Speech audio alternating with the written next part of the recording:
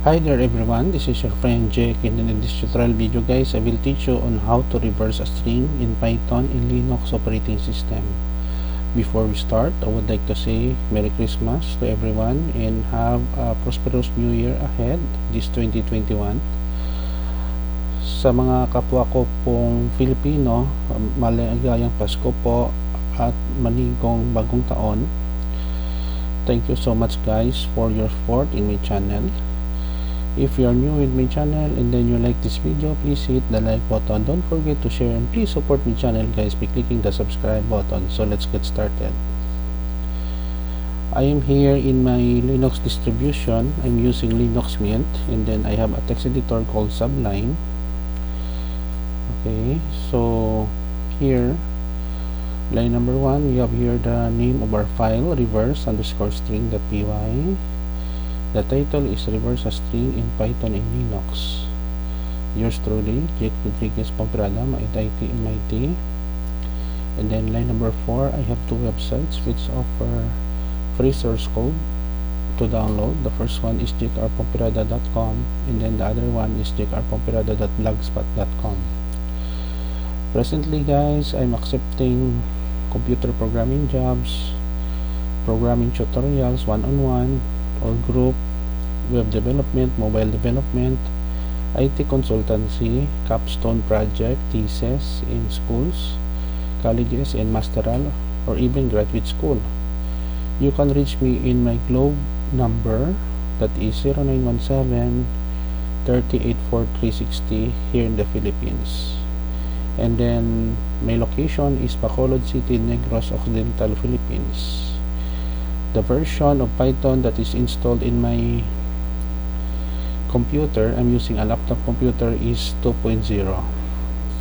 So here we have here a function dev reverse_string x return x : -y. We will using this function to reverse the given string.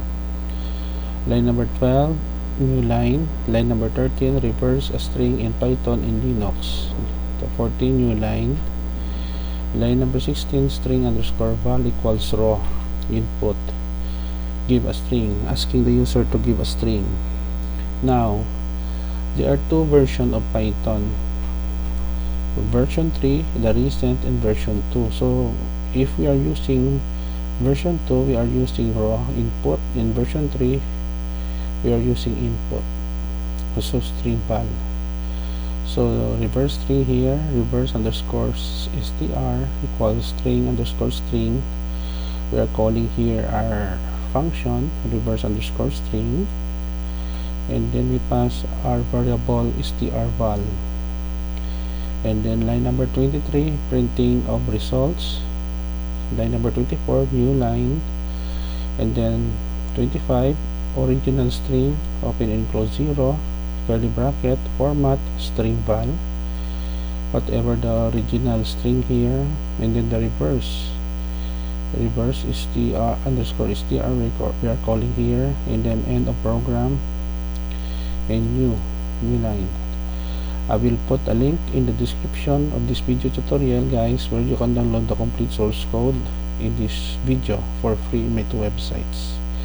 Okay, so let us go to the terminal window. Let me clear the screen. Okay, so in command line, in terminal in Python, in Linux rather, we type Python space reverse_string.py, including the extension. Okay, so our program is running. Reverse a string in Python in Linux, give a string. Let's say we have here information technology. So it will display the original string, and then it will display the reverse string in the program. Another example, let me make the screen bigger. Let's say for example Philippines. We have here the original string and then the reverse string here in end of program. For the last example, let's say we have here Python programming. for beginners.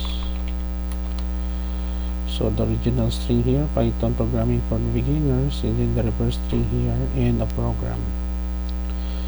So this is the end of our tutorial video on how to reverse a given string in Python programming language in Linux operating system.